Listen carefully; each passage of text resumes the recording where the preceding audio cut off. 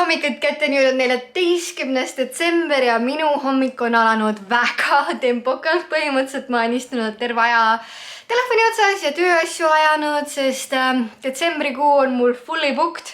Sinna ei mahu enam ühtegi klienti, ühtegi projekti, mis tähendab siis seda, et ma pean kuidagi suutma neid jaanuarisse, veebruarisse paigutada, sest seal on väga palju ägedaid projekte, millele ma ei tahaks nagu ei öelda, et ma tahaks ikkagi abiks olla ja osa sellest saada. Aga enne kui me avame tänast advendikalendrit, siis mul on teile küsimus. Kõige olulisem küsimus siin maamuna peal. Kuidas saan ma oma peegli puhtaks? Mul jäävad mingid jutid nagu kogu aeg. Ma ei tea, kas te näete seda. Mulle tundub, et te näete vist. Vahet ei ole, kas ma kasutan neid niiskeid lapikesi, kas ma kasutan seda ja siis nagu tõmban üle. Nagu, mida ma kasutama pean selle jaoks, et reaalselt jääks ilus puhas peegel. Kui te teate, siis palun jagage know-how'd. Aga advendikalendri aeg. Täna võtame siis vasakpoolselt, sest mul on tunne, et ma eelmine kord võtsin parempoolse. Mul nagu sisetunne kohe ütleb seda seekord. Nii. Okei. Seda me võtsime ju eile. See tähendab, et see on see, mis oli eilne. Okei, siis me ei võta seda. Võtame teise. Nii. Eks mu sisetunne valetas mulle. Kuidas ta julges? Nii, ja võtame siit keskelt taaskord kuskilt. Seda näiteks. Ja külla tuleb meil tänasel päeval. Tada! Jälle candy canes. Okei, seekord roosa candy canes. Nii, ja tänase päeva ülesanne on meil. Vii tööle banaanabreedi. See on natuke problemaatiline hetkel, kuna banaanabreedi tegemine võtab vähemalt tund aega.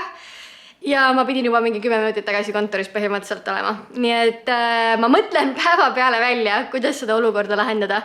Also ma ei saa aru, mis teema on, et kui mul see pusa seljas on, siis tundub nagu ma oleks mismatchinud oma kaela ja näo värvi, aga mul ei ole mitte midagi näos, mul ei ole jumestuskreemi, mitte midagi nagu.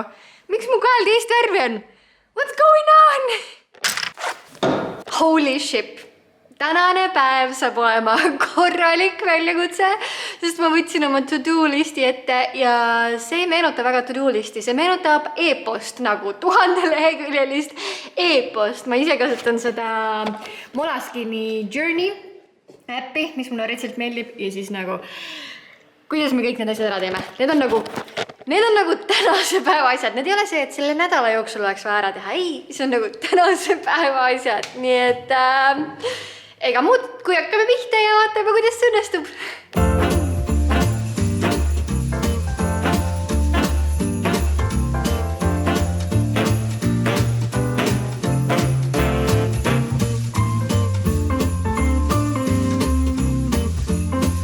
Ma olen jõudnud oma tööasjadega põhimõtteliselt poole peale. Kell on saanud küll 2 ja päike hakkab tasapisi loojuma, aga ei ole hullu. Ma olen tegelikult mega excited, sest meil oli üks jõuluvideo kontseptsioon, mis oli mega äge, aga kuna meil on hetkel pandeemia olukord, siis selle filmimine muutus suhteliselt võimatuks, sest see oleks ikkagi eeldanud, et 9 inimest oleks kuskil õues suht lähestikku koos ja see ei ole praegusel hetkel väga hea plaan. Nii et me pidime Märdiga mõtlema nagu niimoodi, nagu nii kiirelt kolmapäevaseks filmimiseks uue kontseptsiooni ja ma olen nii rahul sellega. Ma arvan, et see tuleb kõige ägedam jõuluvideo ever, nii et ma loodan, et ma saan teid kaasa võtta ja teile kaadri taguseid näidata.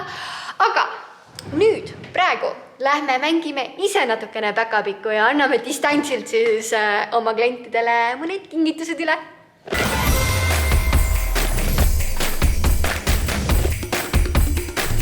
Ilusaid pühi! Aitäh! Ilusaid pühi! Aitäh!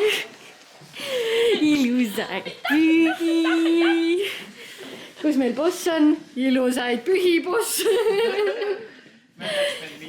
Management meeting. Me oleme lõpusirgel oma päkapikutuuriga, et paar kohta on veel käia, aga kuna hetkel jõudsime me Peetrisse, siis me lähme korra uudistame seda Peetri parki, sest seal ees on üks päkapikk, kes tahab vaadata, mida kujutab endast Peetri parkuuripark.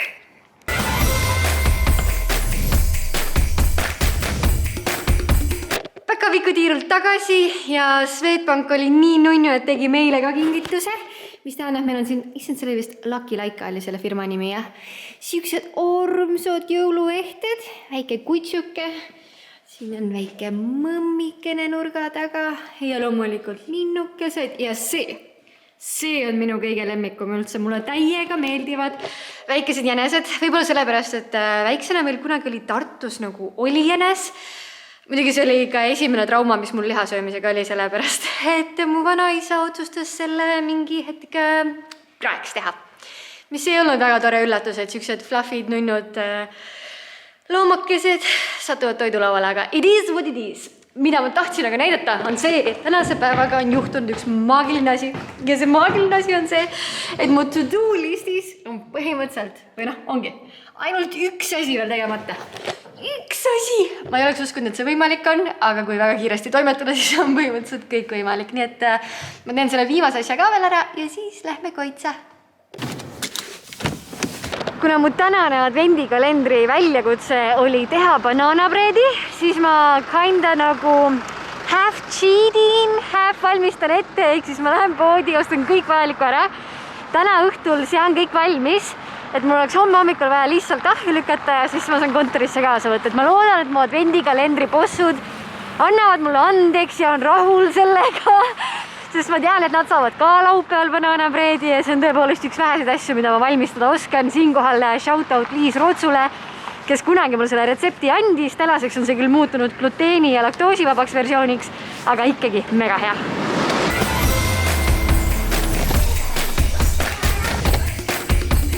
Kui ma koju jõudsin, siis 2 last olid sellise näoga, nagu ma ei oleks neile väga ammu juua andnud. Nii et nüüd nad chillivad vannis ja naudivad väikest spa-treatmenti siin. Ja meie lähme vaatame samal ajal üle, mis siis sellest banaanabreedist saab. Kokkamisekspert Kairi taas kord teiega otse köögist raporteerin, annan teada, et minu banaanabreedi käib ka banaan. Võimalikult küpseks lastud siis banaanikene. Maitsestamata jogurt, laktoosivaba või laktoosivaba, pruunsuhkur, vaniljeekstrakt, essence, I don't know, ma ei tea kokkamisest midagi, nii et siuke väike jubinakene, muna, võimalikult palju šokolaadi ja lisaks siis kuivainetest mu kõige lemmikum gluteenivaba jahu on Shari oma, see on siis küpsetus erinevate koogikeste jaoks ja maitseainetest kanel, muskaatpähkel, ma ei oleks eluses arvanud, et mulle siuke maitse meeldib, aga see on banaanabreedist täiega hea. Ja siis küpsetuspulber ja söögisaada. Easy as that. Ma jätan igaks üks siia kommentaaridesse lingi ka selle retseptile, see ei ole küll muditud kujul, aga ta oli originaalis ka mega hea. Nii et juhuks, kui tuleb karantiini teine laine, siis vähemalt saate kõik kodus banaanabreedi küpsetada.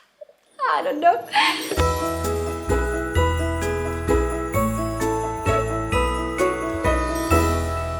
Ma suutsin ära unustada mega olulise komponendi, milleks on otse loomulikult sool. Ma olin mingi ülikoolis, kui ma sain teada, et soola pandakse magusate asjade sisse, et tuua esile rohkem magusat maitset päin nagu what?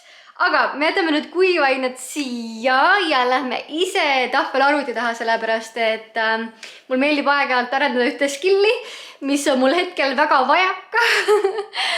Nii et lähme ja joonistame natuke. Ma olen ennast lebonurka üles seadnud ja ma mõtlesin, et ma täna proovin joonistada ühte kassi. Mul õrnemi, kuidas see õnnestub, sest ma ei ole kunagi olnud joonistamises hea. Mul kuidagi ei ole seda silma ja skilli, aga ma tean, et see on taas kord üks nendest asjadest, mida on võimalik õppida. Ja ma olen nii hämmingus iga jumala kord sellest, et tänasel päeval on nii lihtne uusi oskusi arendada, et ma reaalselt võtan YouTube'ist lahti Art with Flow kanali ja hakkan temaga kaasa joonistama ja pidevalt õpin ja arenen. Ja samas, kui ma tahan midagi muud õppida, siis mina näiteks olen teinud endale subscriptioni masterclassi, kus saab õppida nagu nii erinevaid asju. Ma võiksin seal hakata kokandust õppima kusjuures, aga hetkel ma olen poole peal storytellingu koolitusega ja seal oli veel midagi põnevat, mis ma vaatasin. Igastahes, enne kui me hakkame kassi joonistama, siis ma näitan teile, mida ma siiamaani teinud olen. Ehk siis esimesed pildid, mis ma olen alles jätnud, mis on siuksed show, mis on täitsa nagu, et okei. Nii. Esimene pilt. Selline väike landscape'ikas, hea basic, millega alustada minu arvates. Siis järgmine, mille üle ma olen mega uhke, on selline, sest see kits oli mega struggle. Ma ei ole eluses loomi joonistanud, nii et ma olin väga õnnelik, kui see lõpuks valmis sai.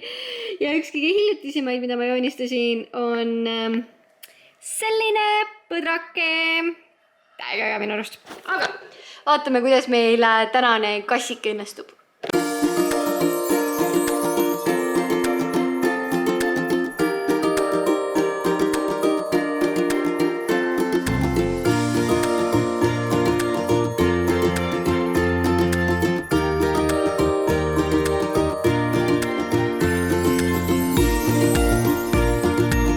Ma sain oma kassiga peaaegu valmis, aga ma otsustasin, et ma jätan ta enne final touch pooleli, sest ma ei ole ta üldise kujuga päris rahul, aga nii coolid silmad nagu what is this magic? Üljendas päris äge.